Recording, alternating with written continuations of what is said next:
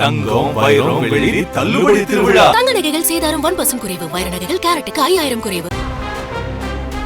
Hello mic check 1 2 3.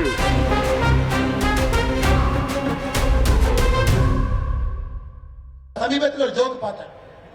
ஒரு காவல்துறை நண்பர் இருக்கார். 4 பேர் ரோட்ல போறாங்க. நீ தான் அந்த மும்மொழி கொள்கைக்கு கையெழுத்து வாங்குறாளா, வாழ ஒளி பிடிச்சி உள்ள போறேன். அந்த 4 பேர் சொல்றாங்க, ஐயா நாங்கெல்லாம் கஞ்சா விற்கிறவங்க, நாங்கெல்லாம் பெண்களுடைய தாலியை பிடிச்சி இருக்கிறவங்க, அப்படின்னா போ அந்த மும்மொழி கொள்கையை தூக்கிட்டு வாங்க. அது மாதிரி மும்மொழி கொள்கைக்கு ஆதரவாக இன்னைக்கு ஒரு பொதுக்கூட்டம் போட்ட அனுமதி இல்லை. தமிழ்நாட்டில் சமீபத்தில் நிதிநிலை அறிக்கை தாக்கல் பண்ணியிருக்கிறார். நிதிநிலை ஒரு வெத்து பேப்பரை தாக்கல் பண்ணிட்டு இவர் அவரை புகழ்றாரு, அவர் இவரை புகழ்றாரு. எதுக்கு மேஜையை தட்டுறாங்கன்னு எனக்கும் தெரியல. காலையில திமுக எம்எல்ஏ எல்லாம் வீட்டுல எக்ஸசைஸ் பண்ணா மத்திய சட்டமன்றத்துல போய் மேஜையை தட்டிட்டு இருக்கான். என்னையா கிழிச்சிங்க மேஜையை தட்டுறீங்க? போன ஆண்டு நான் வாங்கின கடன், மொத்தமாக நான் வாங்கி இருக்கக்கூடிய கடன் 9 லட்சம் கோடி. இந்தியாவில் யாருமே 9 லட்சம் கோடி வாங்கல. கேட்டா நம்பர் 1 முதலமைச்சர் இவரே. அவருக்கு பேர் கடன் வாங்குறது நம்பர் 1, கொள்ளையடிக்கிற நம்பர் 1, ஊழல்வாதிகள் வச்சிருக்கிற நம்பர் 1, பெண்களுடைய செயின டபக்குன்னு பிடிக்கிற நம்பர் 1. இவங்க நீங்க சொல்லிட்டு இருக்கிறாங்க 200 பேர் போடுவாங்க, 200 சீட் வரும். அப்படியே பேசிக்கிட்டே அந்த வண்டி மென்டல் ஹாஸ்பிட்டல் போகுது. எல்லாம் ஏறுங்கப்பா சொல்றோம். அப்படியே சொல்லிட்டு தெரியுங்கப்பா அந்த வெள்ளை கலர் வண்டியில ஏறு, அப்படியே மென்டல் ஹாஸ்பிட்டல் போயிடலாம். எப்படி 200 சீட் கொடுப்பான்?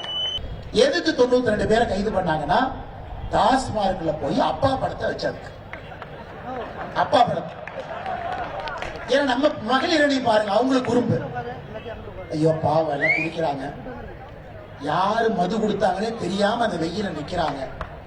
ரேஷன் கடைக்கு போனா ரேஷன் கடை தெரியுதோ இல்லையோ, முதலமைச்சருடைய போட்டோ தான் அவ்வளவு பெருசா தெரியுது.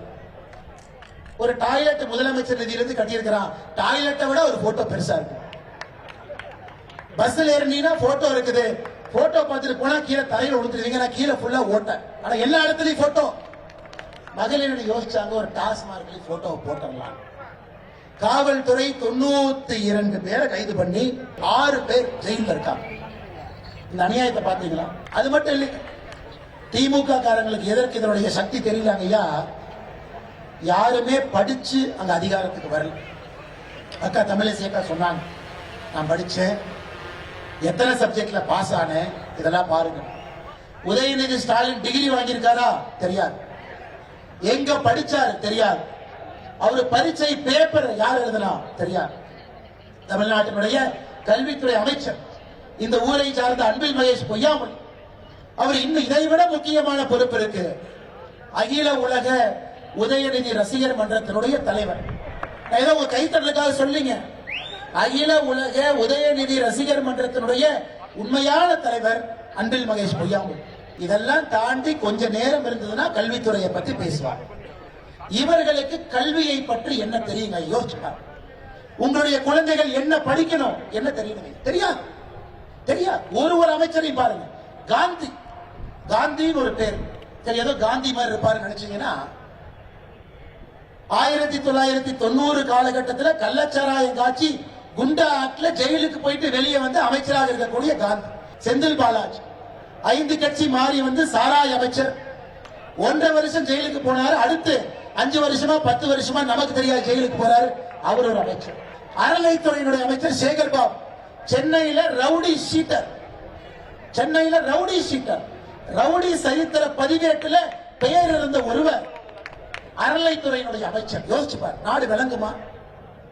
அமைச்சர் ரகுபதி பக்கத்து மாவட்டம், அவரு மேலேயே வருமானத்துக்கு அதிகமாக சொத்து சேர்த்தாருன்னு கேஸ் நடந்துகிட்டு இருக்கு.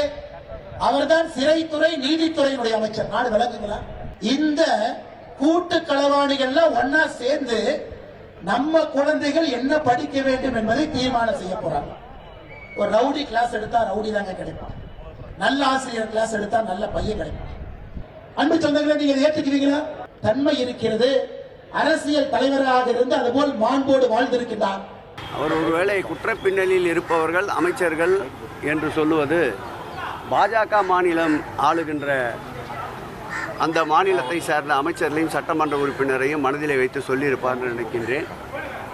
அதேபோல் படிக்காதவர்கள் எப்படி பள்ளியை பற்றி பேசலாம் என்று சொல்லுகிறார். ஒருவேளை அவர் காமராஜரை களங்கப்படுத்துவது போலத்தான் இந்த கூற்று இருக்கின்றது. படிப்பிற்கும் மனதிற்கும் சேவைக்கும் சம்பந்தமில்லை.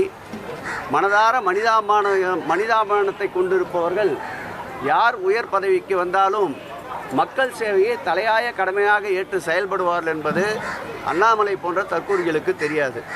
அவர் அண்ணாமலை அங்கே டூ போலீஸு லஞ்சம் வாங்கின பேர் வழின்னு நான் கூட கடுமையான குற்றச்சாட்டு வைக்கிறேன். ஆதாரமெல்லாம் எது வேணால் வாய்ப்புழுத்தோ மாங்காய் புழுத்தோ பேசுவதெல்லாம் பத்திரிகையாளரும் அதை திரும்ப சொல்வது எப்படி நியாயம்? அண்ணாவால் வளர்க்கப்பட்டவர் கூண்டு கிளி அல்ல, கூவும் குயில்கள். இந்த இயக்கம் என்பது விதையாக பேரறிஞர் பிறந்தகை அண்ணாவால் விருட்சமாக வாழும் மனித புனிதர் கலைஞரால் இன்றைக்கு மரமாக அன்பு தலைவர் தளபதி அவர்களால் வளர்க்கப்பட்டு பல கோடி மக்களுக்கு நிழல் தருகின்ற ஒரு இயக்கமாக இந்த இயக்கம் இருக்கின்றது. ஆகவே திராவிட முன்னேற்றக் கழகத்தை பொறுத்தளவில் கூவுகின்ற குயிலாகத்தான் இருக்கின்றது, கூண்டு கிளியாக அல்ல. இதற்கெல்லாம் ஊசிப்போன பண்டமாக இருக்கின்ற பாரதிய ஜனதாவை 2026 மக்கள் தூக்கி எறிவதற்கு தயாராக இருக்கின்றார்கள். இன்றைக்கு ஒன்றியத்தையே எங்கள் மாண்புமிகு தமிழக முதல்வர் இந்தியாவினுடைய வரைபடத்தின் கீழே இருக்கின்ற தமிழ்நாட்டை இந்தியாவுடைய வரைபடத்திற்கு மேலே இருப்பவர்கள் அத்தனை பேரும் திரும்பி பார்க்கின்ற ஒரு நிலையை ஏற்படுத்தி இருக்கிறார் என்றால் அது கும்மிடி பூண்டியா அல்லது டெல்லி செங்கோட்டையா என்பதை ஏற்கனவே நடந்து முடிந்த தேர்தலில் 40க்கு 40 என்று பெற்று அலறவிட்டு இருக்கின்றோம். 2026 200 என்பது நிச்சயம், 234 என்பது லட்சியம் என்றுதான் எங்களுடைய பயணம் அமைந்திருக்கின்றது. Hello. Mic check 1 2 3.